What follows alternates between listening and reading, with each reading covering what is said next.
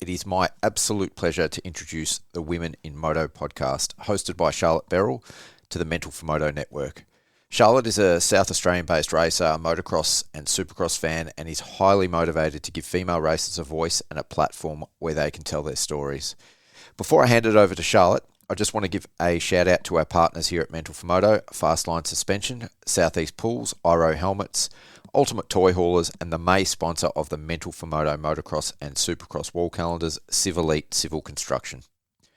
This first episode of the Women in Moto podcast features Meg Rutledge, now Lincoln, one of the most successful female Aussie motocross riders to ever put on a helmet. Unfortunately, just days after recording this episode with Charlotte, Meg had a crash, suffering a severely broken foot while competing in the New South Wales State Championship, putting her highly anticipated return to racing on hold. On behalf of myself, Charlotte, and all of the Mental4Moto listeners, we wish Meg a full and speedy recovery and hope to see her back lining up on the gate again soon. Now, without further ado, it is my pleasure to introduce the first of the new Women in Moto podcast on the Mental4Moto Network, hosted by Charlotte Berrill, with guest Meg Lincoln. G'day and welcome to the Women in Moto podcast on the Mental4Moto Network. I am absolutely thrilled to have the Women in Moto podcast back up and running again. I want to take this opportunity to shout out Pete Wolf, who hosts the Mental4Moto podcast network. He has truly taken this project on through just belief in the importance of women in motocross and their stories. And I'm so truly thankful to have been given this opportunity to be able to tell these women's stories, and the podcast hosted on such an awesome podcasting network. So massive thanks to Pete, and I really can't wait to work on this project together. I am so excited for today's guest. She's somebody who I have looked up to for the entirety of my riding career. So I would really like to welcome Meg Rutledge to the Women in Moto podcast. Thank you very much. I'm super excited for this. So am I. Just on a little bit of a fangirl moment, as soon as I started riding dirt bikes, I was 23, so I was pretty late to the game. But you were someone, and probably the only lady who I could sort of see in the scene who was really visible. And so, you know, without being too much of a suck up, like, you were a real inspiration for me, and you continue to be.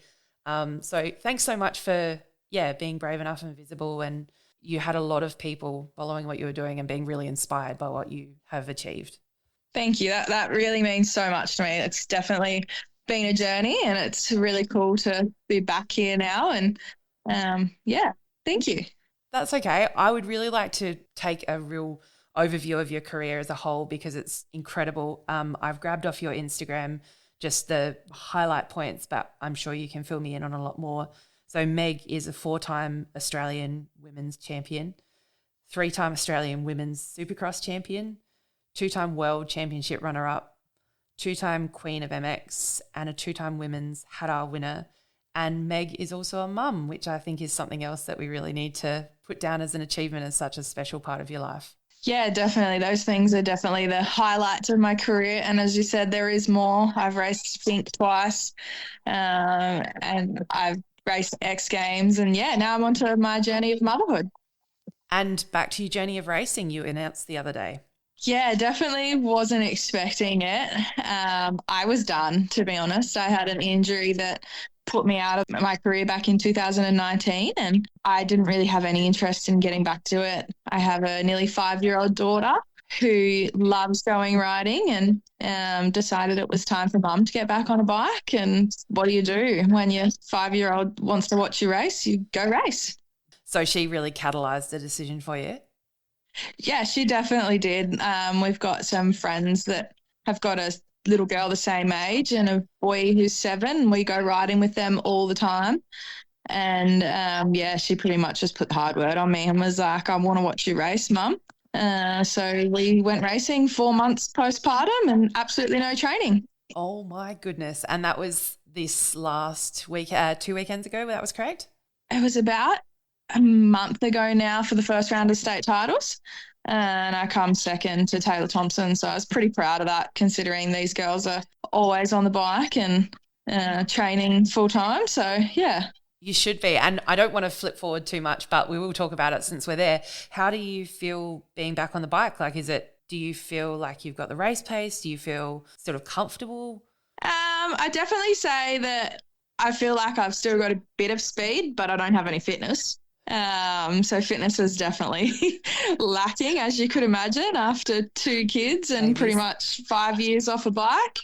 But hey, it'll come back, I'm sure. Do you feel like you've got, that you step back in the headspace you're in, with that ability to still have that speed? Things are so different for me now, I guess. My headspace now is not go out and win. It's just showing my kids what I did when I was younger. I obviously still love to go fast, but it's also like if I can hold on for 2 laps and keep up with those girls for 2 laps, well, then so be it. If I've got to slow down to then stay on the bike and not hurt myself, well, then that's what I've got to do. Yeah, I love that. I'd really love to go back and, start where we started. And I suppose tell me about how it all came about. How did you become Meg Rutledge? I started racing or riding when I was 4. I have 2 older sisters who were both riding. So I think I was just sort of born into it, to be honest. I was at the track every weekend and just really fell in love with it when I was about 7. And literally chose motocross over other sports. I probably could have been representing Australia in soccer or something else by now. I chose motocross over New South Wales soccer at 8 years old. So yeah, definitely probably could have been a different sport, but motocross was it for me. And it was that year that I decided that I actually was the first female in Australia to win a New South Wales state titles against the boys. That's remarkable. And how old were you? 7. I think I turned 8 during that year, so I was on a 65. Yeah, went racing first year on a 65 and claimed the New South Wales State Championships. Congratulations. That's phenomenal. I think I'd also like to maybe just put a placeholder in here and say that I just want to acknowledge that all of this stuff was done without social media and without the visibility. We're seeing, we discussed a little bit off air about this, but, all of your achievements, you saying that to me now, like I didn't know that was something that you achieved, but had that been in the current day, it would be all over Instagram, Facebook. Every single person would have heard that you'd achieved that. Do you know what I mean? So Racing Kyla in America, she managed the 65 or the 85 championship against the boys at Loretta's, and that just, the internet exploded. Yeah, 100%. It was like back then there was absolutely no such thing as social media. Mum used to send like email race reports to my sponsors. Like that's the era we were in back then. I was racing the boys full time through my junior career. So I was pretty much the only girl on the start line with 39 boys, and there was no such thing as girls' classes for me growing up. So I didn't know any different. So after state titles, you won at 7 against the boys. Where to next? It was just the turning point for me. I knew that it was just racing. Like I wanted to race all the time, and I had my goals set. I knew I wanted to win a world championship, and like that was all I wanted to do. So it was training flat out, racing, as I said earlier, racing against the boys. And I honestly think that was the best thing for my career, is always having to race the boys. So every year from there, it was state titles, it was whatever races I could do, it was the junior nationals, and basically it was just race. Yeah, so you obviously spent a heap of time on the bike. Was there much focus back then about off-bike training, sort of gym, because that's a really big component of most athletes' programs now? Yeah, so I think it was very different back then. Like I look at the young kids now, like they're in the gym with full training programs. To be honest, I was just a kid. I would do swimming after school, like I was in swim squad, and that was pretty much my only like strict training. Otherwise, I was on the trampoline, I was riding a push bike, I was BMX riding. Like it was never gym until I was like 15, 16. Yeah. And were you training at like a home track, or did you go to your local? So I grew up in town, small backyard, never had a track. So I wasn't lucky in that area. It was riding on weekends only. If I was lucky, Mum might have taken me out of school early on a Friday or a Wednesday and taken me for a ride at a local club. But yeah, completely different to how things work these days. It was go to school Monday to Friday and ride on weekends. It seems like the focus now is the bike time is a massive component of being successful. So for you, you really weren't riding 3 or 4 times a week. It was once or twice. Yeah, absolutely. And even like during my senior career, I worked full time. So I was riding weekends. That's crazy. Or if I had a short day at work, then I might have gone out to a local track, but it was one day during the week. Yeah. Not like what you see now. So from your junior career, you did junior nationals and then transitioned to like senior classes? Yeah, so as soon as I turned 16, I stepped up. I could have stayed junior for the whole year, but I wanted to race the senior women's nationals, so turned 16 in the April and raced that in the August. And can you give me an idea of some of the girls who you were racing at that time, so the names that were around? So that first year you had like Chrissy Gillespie, Tori Dare. They're the 2 main ones that I remember.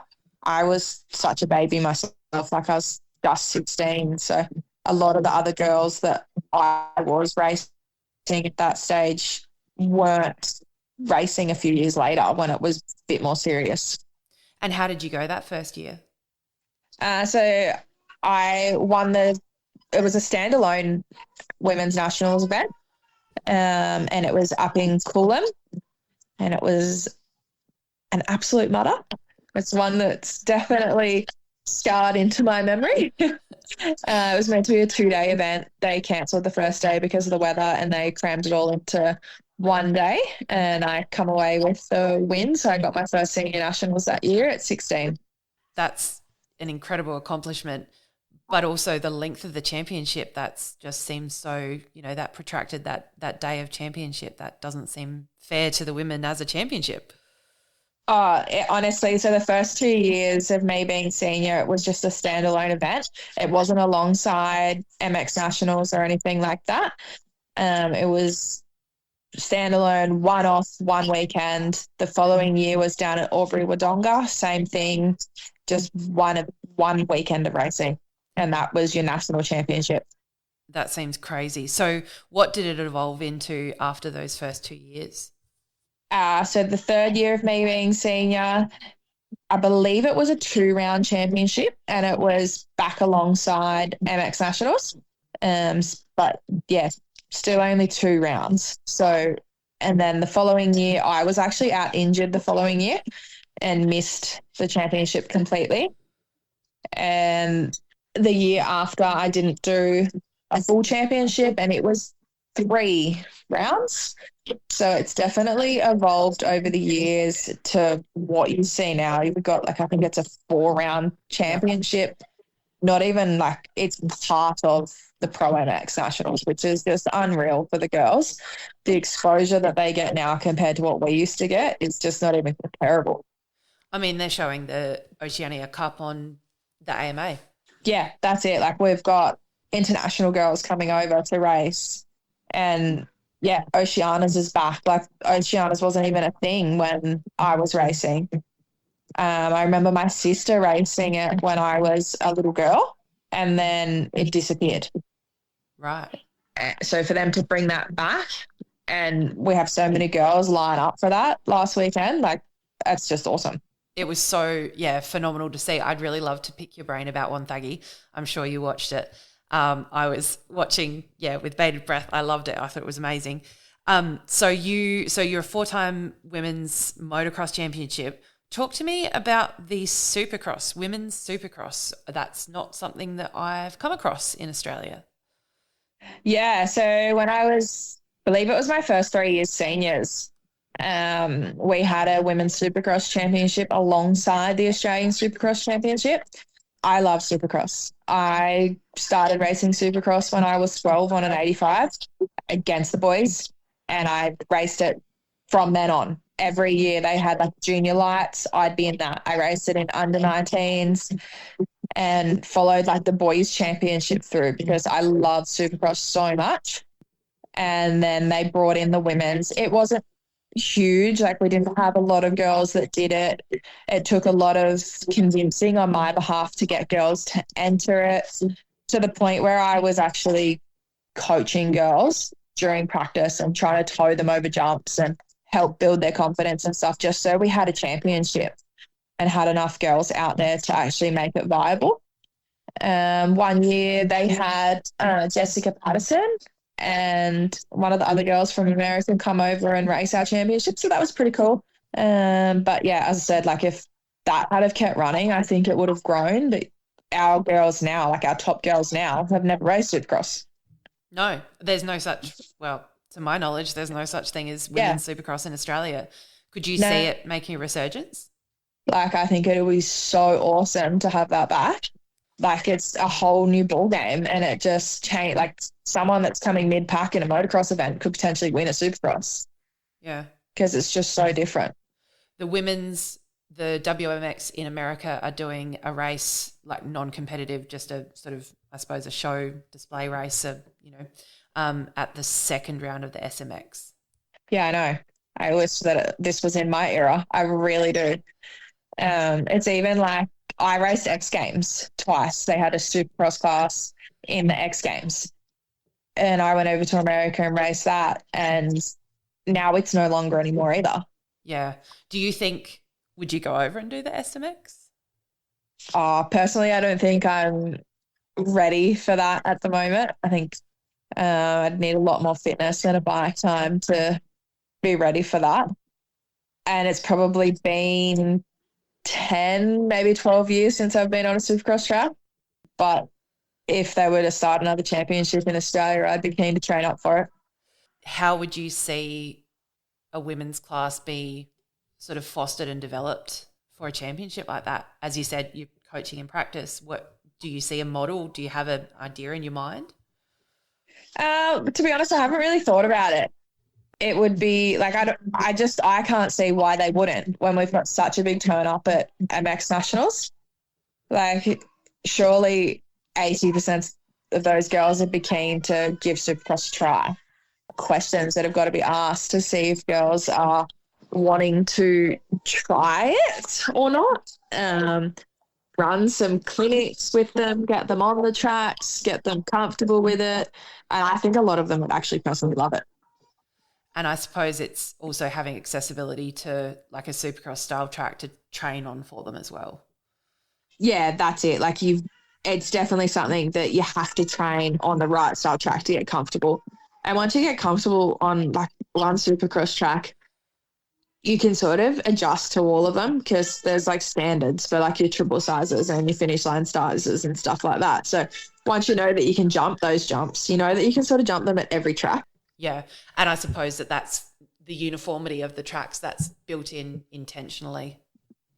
Yeah, 100%.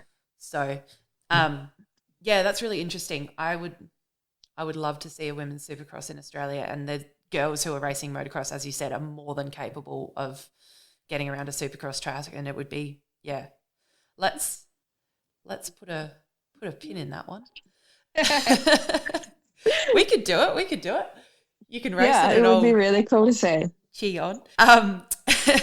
So really exciting. Talk to me about the World Championship. Yeah, look, that was my ultimate goal. And it was what I had in my mind as being my dream. But to be honest, once I got there, it definitely wasn't what I had in my mind that my dream was going to play out as. Okay. I was traveling to Europe 8 times, between 7 to 8 times a year, because I was working full time to fund my trips over there. So I was flying to Europe on a Thursday with my dad, and I was racing the Saturday, Sunday, wherever it may have been. It could have been in Germany, France, Italy, wherever it was. And we were flying back the Monday after the race to go back to work full time to be able to then pay for my next flight, my next trip over there. It that alone took a toll on me. And then training, racing, everything on top of that. My first year over there, I come away with the second place. And I was pumped with that. Like, I was still super young, had heaps of time. The following year went back over. And after the first 2 rounds, I was holding the red plate, but still doing the same thing, still flying in, flying out. Mum and Dad had to remortgage their home loan to get me over there. Like, that's how dedicated they were to help me with my dream. So I'm obviously really thankful for that. The second year I had a crash when I had the red plate. So I lost that red plate during the championship, and it was like a fight from there, just trying to get those points back up. It come down to the last round, and there was like 2 points between us, and I had to win the last race, and I just missed it. So I missed that championship by like 2 points, which was obviously devastating. And one of the hardest things for me was that crash that I'd had during that championship. I'd hit my head pretty hard in that crash, and I'd sort of blacked out for a little bit. And by the time I got up and back on my bike, someone had picked my bike up and moved my bike. Oh. And then I got on it to start it, and he was holding it. And you can actually, there's video footage of me telling him, like, no, like, don't hold it. And they disqualified me for outside help. So I lost all my points. Like, I finished that race in the pain that I was in, because I was like points.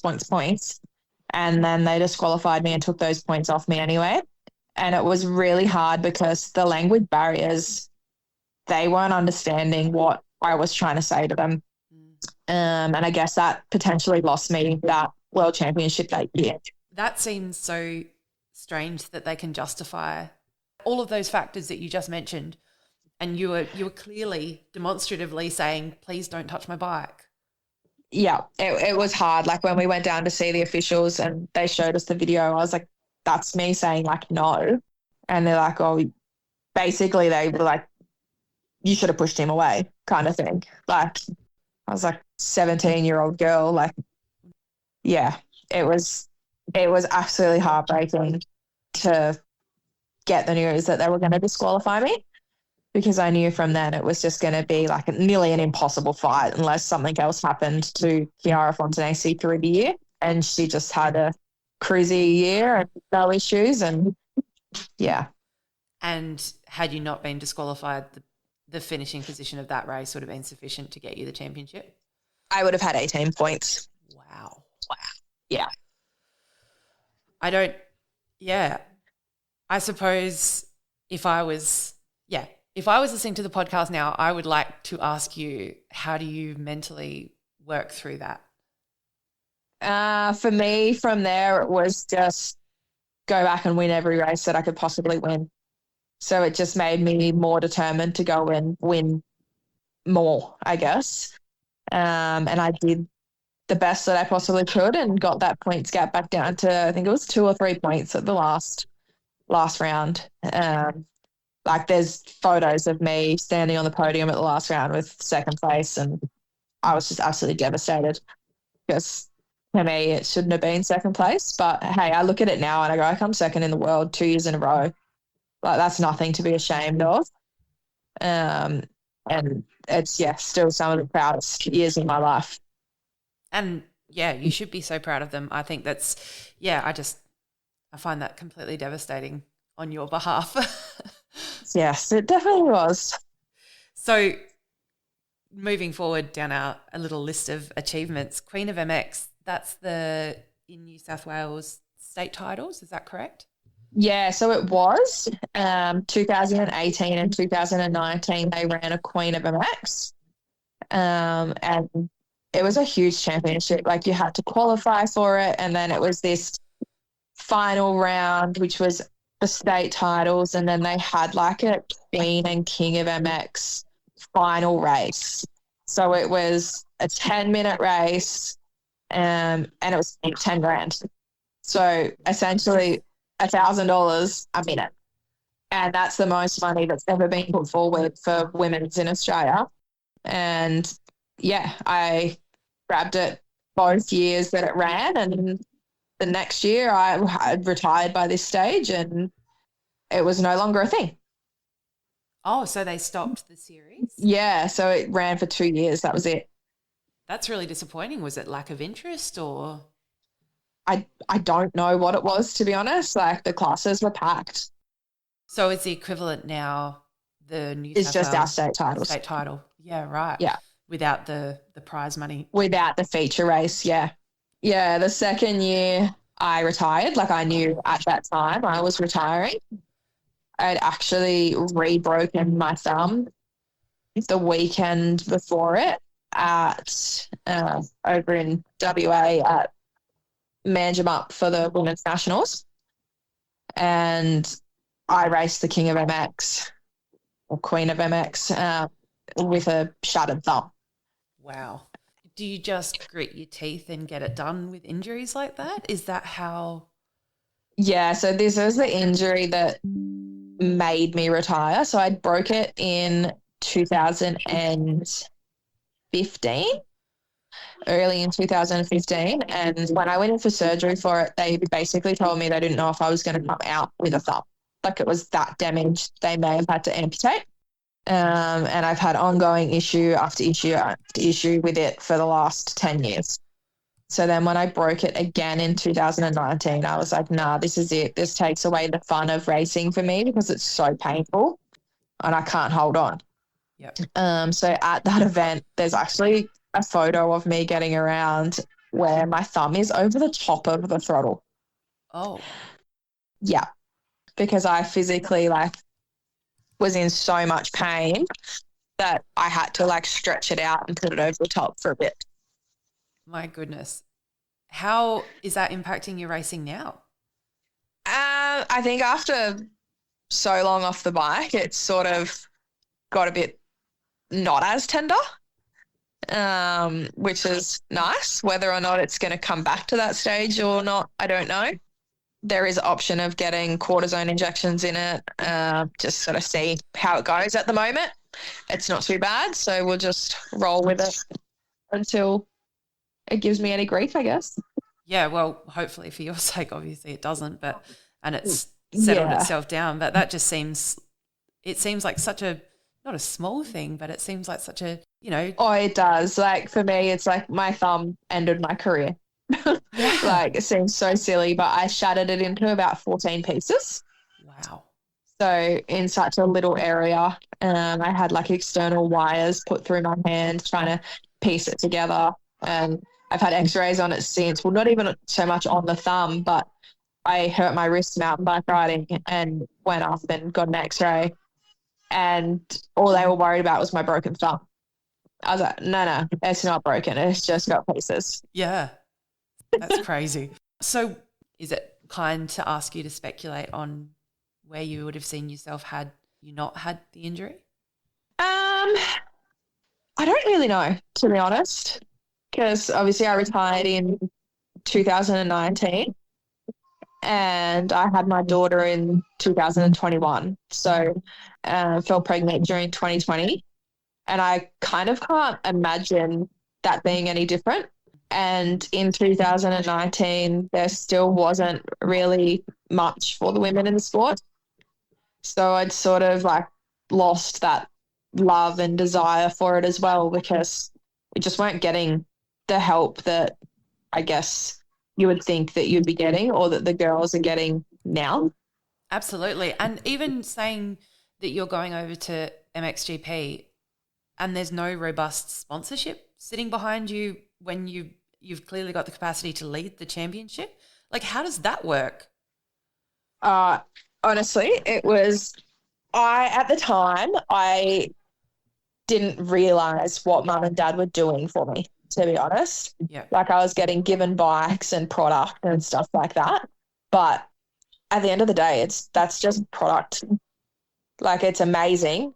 Yeah. And you really appreciate that sponsorship. But mum and dad probably could have paid their house off 10 years ago if it wasn't for my racing. Yeah. And you look at girls now, looking at what the sport is now, it's disappointing for me to look back at my career, but then it's also like I'm so excited for the girls because that's where I wish it had been when I was racing.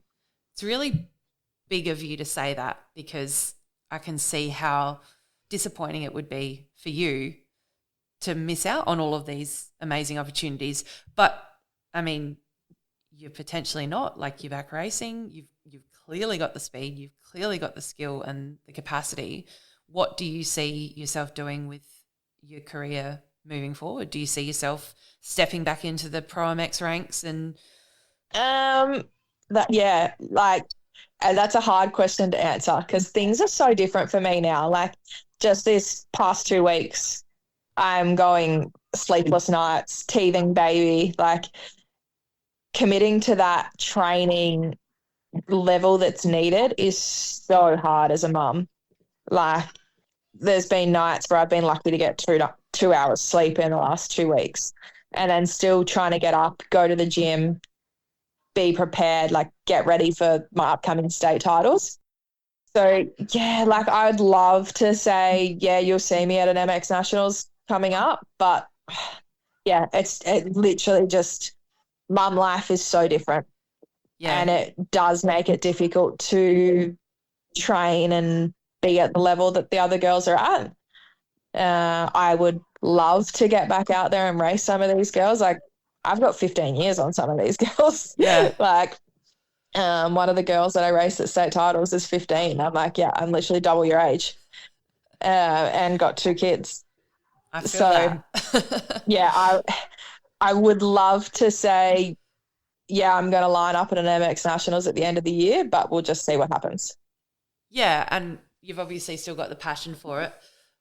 I would love to, well, if there's anyone out there listening that can offer you some support or some, some sort of way that, yeah, this could happen, that would be so exciting for you. But I completely understand that, life happens and you've got responsibilities and everything. But, yeah, seeing you out there racing again would just be so exciting. We hope you're enjoying the show. Here at Mental4Moto, we can only do what we do because of the sponsors who support us. So please stay tuned for a couple of brief ads and make sure you show these legends some love.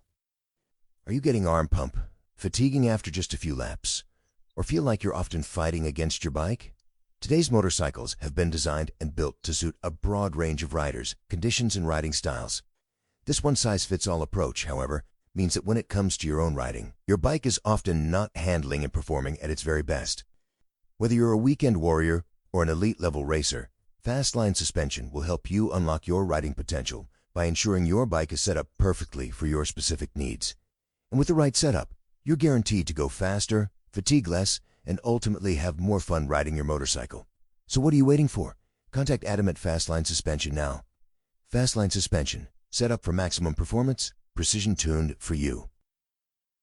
There's nothing more refreshing after a day at the track when you're sweaty, grimy and exhausted than taking a dip in the pool.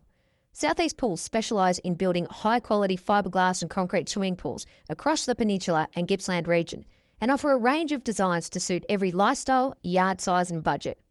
So pick up that phone, give Trav at Southeast Pools a call today and be ready to take the plunge this summer. Hero helmets have won over 125 motorcycling world titles with world-renowned superstars including Antonio Cairoli, Jeffrey Hurlings, Martin Muscan, even Jason Anderson. From the world stage right down to the grassroots motocross scene, Arrow is the title sponsor of the Gippsland Motocross Championships and even supports up-and-coming local legends such as Memphis Stravina and Zayn McIntosh. As one of the lightest and safest helmets on the market, when it comes to protecting my most important asset, I choose Arrow as well. To check out the range of Arrow helmets, head into your local dealer today or click the link below to visit the website. At Mental4Moto, our mission is to give the unsung heroes of Aussie motocross a voice. From grassroots racing right through to the biggest events in the country, sharing the stories you won't hear anywhere else. From the privateer chasing the dream, to the junior rider who's pushing for their first win, the mechanic who works late into the night to get the bike ready for race day, to the track builder who turns a pile of dirt into a work of art. This is the beating heart of our sport. We're able to bring these stories every week to thousands of Aussie moto fans thanks to the generous sponsors who share our vision. If you're interested in the advertising packages that we have available, or just want to show your support, please check out our website www.mental4moto.com and we can tailor a package to suit your needs. Now, let's get on with the show. Something that always stuck in my mind about your career, where did Mad Meg come from? Honestly, I actually don't know. It's been with me since day dot. I'm not sure who gave it to me, but on my Pee-wee 50 when I was 4 years old, it had Mad Meg on it. You talk to people that have known me since I was 4 years old, and they say, yeah, you're just mad. So it just stuck. Was it your riding style or aggressiveness? I honestly, it'd be a question for my mum and dad, I guess. Be interesting to know whether they actually remember where it come from. Yep. But it's definitely stuck. Like, I still get people that'll be like, oh, that's Mad Meg. I'm like, yep. You lent into it then. Do you lean into it so much now? No, not so much now. You're a mum. Yeah, we'll go with mum Meg instead of Mad Meg now. That's so funny. On that, moving forward in the sport and seeing so many girls, I think we've come so far from where you were. What sort of numbers were you talking when you were going racing for the nationals or even state level? We still had decent numbers at the nationals. Like, we're still probably looking at like 20, 25. Like, that was my first 2 years, and then it sort of died down a little bit, and we were looking at like maybe 15. But like state events and stuff like that, we were lucky to even get enough girls to constitute a class. Yeah, I think it's an ongoing problem. Do you have any ideas personally about how to incentivize girls to go racing, or, what do you think the barriers are for women to go racing? I think that it's heading the right direction, like giving the girls more opportunities, more classes. They're getting girls' classes from 85 size bikes now instead of just seniors. Like, I honestly think it is heading the right direction. As I said before, you're getting girls now that are getting factory backing, which obviously makes it a lot easier to go racing. There's more and more sponsorship opportunity for the girls. And I honestly think that side of things is heading in the right direction. The races could be a little bit more like spread out equally through states. It seems to be like the women, like the nationals is always the girls are in Victoria or Queensland. Yep. So for any of the girls that are going from New South Wales, it sort of feels like we always get left out kind of thing. So like maybe having around South Australia, having around in Victoria, spreading it around, having around in New South Wales and Queensland rather than just always the same two states. Yep. But yeah, I think it is all going in the right direction, and that's why we're seeing more girls. We're seeing them be promoted from a younger age, and yeah. The year that I went and had a crack at a national couple of years in a row, went up to Queensland, there was a massive cohort of WA girls. I think there was 16. They put them all in the back of a semi with the bikes and the gear bags and trucked them all over. It was, I don't know, 16. I might be exaggerating there, but it was some inordinate number of girls from WA. And I reckon that was the year that they ran the national in Manji as well. Yeah, I was going to say, that sounds familiar. I think Jess Moore was part of that. Yes. That crew. They drove truck over. I'm pretty sure that was like maybe 2018. I feel like that was one of the years that I got the championship wrapped up there, which would have been my second last year. So yeah, 2018. Yeah, a really great idea, amazing idea. Put everything in a truck and send it over. 100%. Like, it makes it so much more affordable. People don't have to have weeks on end off work to come over. They can fly over. Their stuff's over here. Like, the opportunities are there. Like, we've now got obviously a round of the MXGPs in Australia that the girls can go to when, again, though it's so far away. So any of the girls that have obviously got that factory backing and stuff like that, it makes it heaps easier to get there because they can just go on a plane and go. Absolutely. So anyone that's doing it on their own back's obviously got that big drive. But for anyone that wants to experience it and be at at MXGP, well, it's worth the drive. Would you go and race it? Potentially. Cool. We'll just see how the year goes, I guess. Again, it's a bloody long way away. Yeah. And it would be on my own back if I did it, and 2 kids in a car. could be interesting. Do you actually know how, I've discussed this with the girls on the other podcast, how do you actually enter a GP? How do you do that? It was different for me, I think, like, because I was doing the whole championship.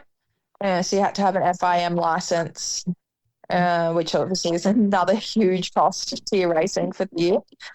And then you've got to have, like, I don't know what it's like over here. I'm assuming for the MXGP in Australia, you can just race it under your MA license and your MA insurance because it's in Australia. But for me, I had to have like different insurances.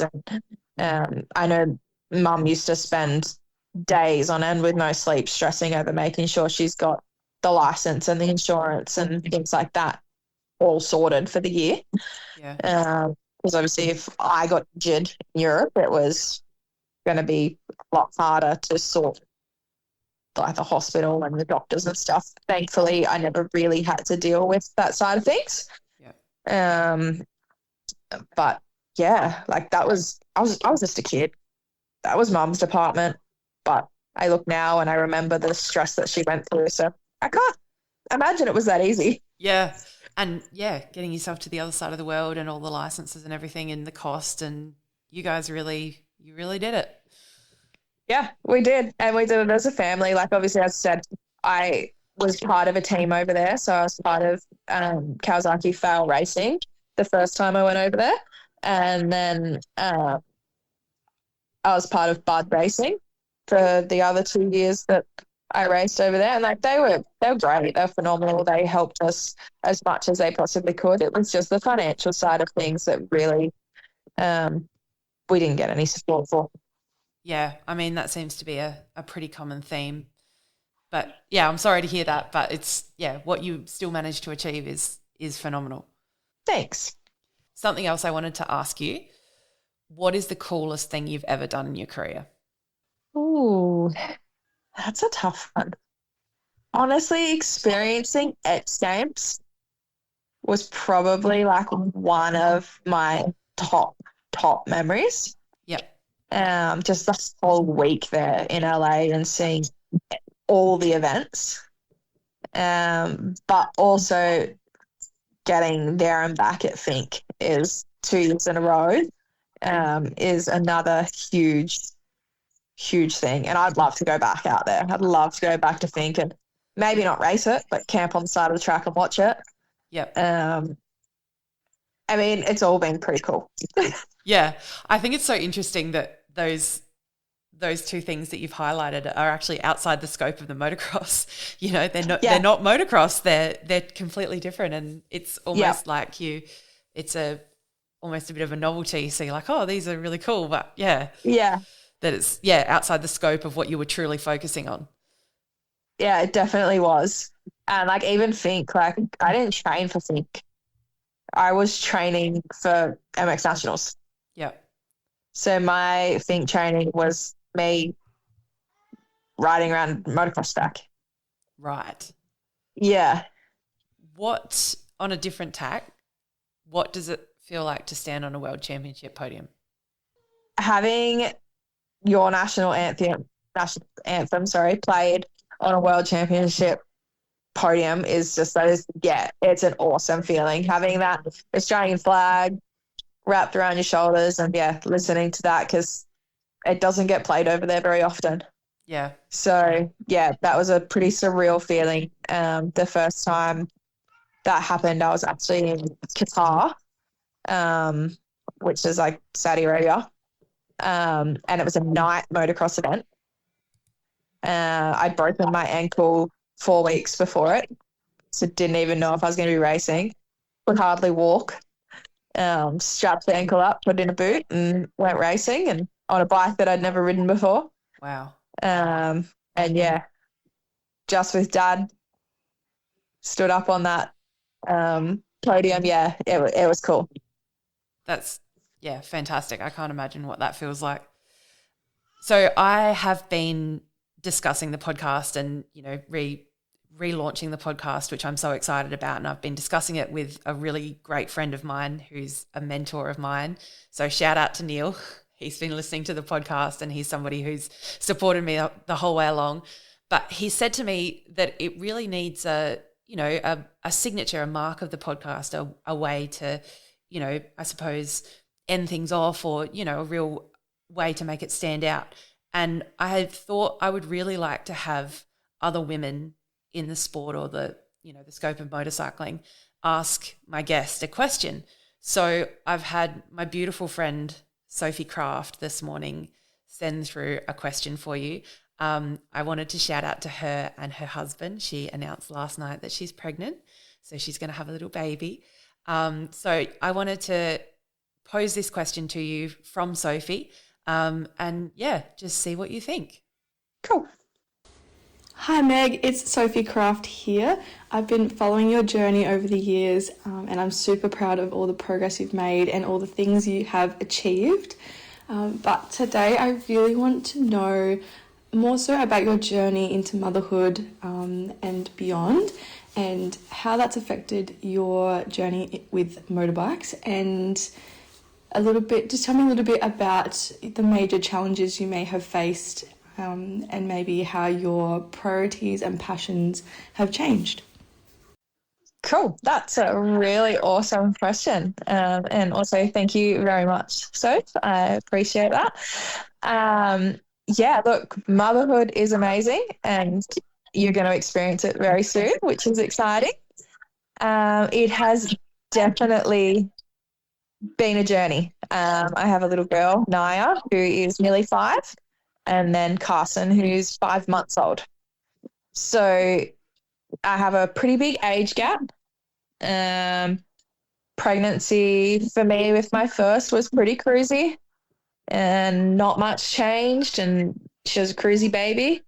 Now she's a wild, nearly 5-year-old who loves dirt bikes. The last pregnancy was probably the one that sort of changed, I guess, me the most. And now I've decided to go back racing too. So that is a massive curveball. And as I said before, my fitness isn't there. And I guess that's what going through 2 pregnancies does to you. Like, your priorities are different. Your priorities aren't get up, go to the gym every single day. It's get up, be a mum first. So like now I've got school drop-offs and a 5-month-old who's going through sleep regressions. So there's nights that I don't get any sleep. He's teething. So all these things make the racing side of things and the training side of things so much harder. And I've had to change my thinking way mentally, because they're my priority.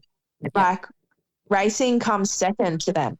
Yep. Like, family is my priority. And this week in particular, I've made it to the gym once because my little man's been sick with teething and he's had temperatures and he's not sleeping. So that is more important to me than getting to the gym.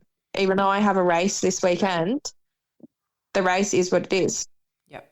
I'm still going to give it my all, and whatever I could have done this week probably wasn't going to change anything anyway.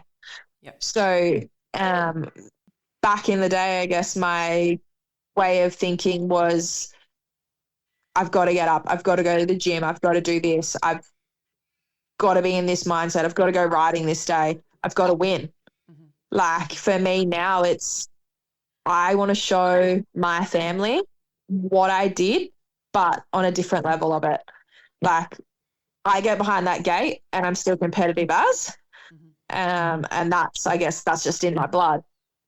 But I also just think that I've still got a tiny little baby that I have to look after at the end of the weekend. Yeah.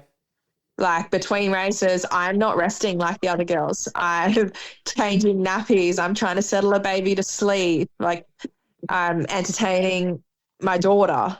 Like it was funny at the first round of state titles, they interviewed me and they having a chat to me on the start line because they didn't actually recognize who I was because obviously I'm married now and I've changed my last name and that's thrown everyone. No one knew who I was. So it was this big, who is this Megan Lincoln? Because as I said, got married, changed my name. And at the end of the event, they're like, on the live stream, I went back and watched it. They're like, oh, she's deserved a well-earned rest now. And then they had a little laugh to themselves and they're like, oh, who's kidding? She's got a 4-year-old. Yeah. And that's exactly right. Like some days I don't get rest. Yeah. Like, and my fitness on some days could be chasing the kids around. Yeah. Like, so it's just, it's completely different. Yeah. Things look different, but it sounds like you're in a really cool season of your life. It's awesome. It's so good. And her little face when she gets up on the podium with me and the trophies aren't mine. Yep. No way. Like she's just so excited that she got a trophy and she got to go on the podium with mum. And obviously my little fella's too young to sort of understand all that. But even just having him there and being around it, like it's awesome. Like it's the best family time and we do it with some of our closest friends, which makes it even better. Do you see her having a career in racing similar to yours? She loves riding. She hasn't got a competitive side to her yet. Yep. She's got unreal technique. She looks awesome on a bike, but she might decide one day she wants to ride and the next day she doesn't want to. And at the end of the day, she's 4. Yep. I'll give her every opportunity to do what she wants to do. And if it's not motocross, well, it's not motocross. If she just wants to ride for fun, well, that's fine too. Like there's going to be absolutely no pressure from us. Yep. We'll go riding with her when she wants to go riding. If she doesn't want to go riding, well, hey, she's 4 years old. She's got plenty of time to decide what she wants to do. Do you think you felt, obviously you can't remember what you were like when you were 4, but reflecting with your parents, do you think that was in you at that age? I don't know, to be honest. I know that it definitely clicked for me when I was 7. Yep. But at 4, like Mum has said that there'd be days that I just wouldn't want to ride. Yep. Or I'd fall asleep under a tree or something like that. So, like some days she wants to be a princess, some days she wants to be a motorbike rider. So she did quit dancing this year because she doesn't want to dance anymore because she wants to ride motorbikes. So cool. We'll see. Yeah, roll with the punches and let her be who she wants to be, and yeah, that's it. See if you've got another world champion in the family. We'll see what happens. That'd be pretty cool. If that's what she wants to do, then we'll do everything we can to get her there exactly the same as my parents did. Yeah, I think this has really revealed to me like what you went through behind the scenes, and how much determination you have. I think it's really, I don't know, you're just so forthright with it. You're like, I was going to win a world championship, and that was your goal. And I suppose I haven't heard you speak like that before, and that's probably what's resonated most with me from this interview, and how resolute you were with your goals. And that's, I think, something that, believing in yourself, I think that's really 100%. Yeah. As cliche as it is, but I really like that. Just, you're like, yep, just going to get it done. Yeah.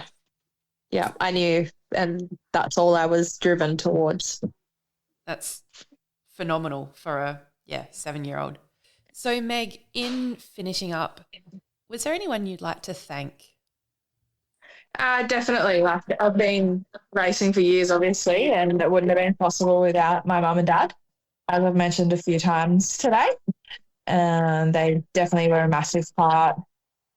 Greg Moss was my coach throughout basically my whole career, so a huge shout out to him as well. And then coming back into racing later in life, I've obviously got my husband, who spends his time in the shed making sure the bike's all good and looking after the kids on race day, and getting me to the line as well. So he's got a lot on his plate on race day, as well as the Dre family now. Without them, racing would be a lot harder because they like to keep the kids distracted for me. Sponsors that have followed me for years, through the good and the bad. Obviously, Fist Handwear is a huge one, and he's come on board this year with Force racing gear as well. And racing this year wouldn't have been possible without Newcastle Power Sports. Helped hook me up with a bike for the year, so that's why I'm on a KTM 250F, which is pretty cool. Obviously, my whole racing career, I was backed by Kawasaki, so getting on a different brand bike and gelling with it straight away was really awesome. And then they've hooked me up with heaps of little sponsors too, which go a long way, like help me with helmets, boots, parts for the bike. And yeah, racing just wouldn't have been possible to go back to now without them guys. So they're definitely a huge part of me returning to racing as a mum. I would love to catch up with you to do another episode at some point, because I think there's so much stuff that we haven't touched on. Yeah, for sure. I don't know how you feel about that, but I'll just put it out there. Definitely. But yeah, I want to thank you so much for coming on. And yeah, I think it was big for me to do this as my first interview, because you're someone I truly admire so much then and now. Thank you. So yeah, thank you so much for being on the Women in Moto podcast. Thank you for having me. Thanks so much, Meg. Next time on the Women in Moto podcast, I'm joined by accomplished off-road racer Danielle Foote to talk all things motocross, enduros, off-roads and her desert racing, where she attempts the Fink double this year, driving the car and racing her bike. Can't wait to talk to you then. But yeah, I suppose my career has taken me everywhere. I started off in motocross, but I'm super fortunate to have travelled the world really, but travelled Australia, gone to every corner. I've done everything. Did motocross, off-roads, and then desert. I found my feet more than anything, and yeah, I just love it.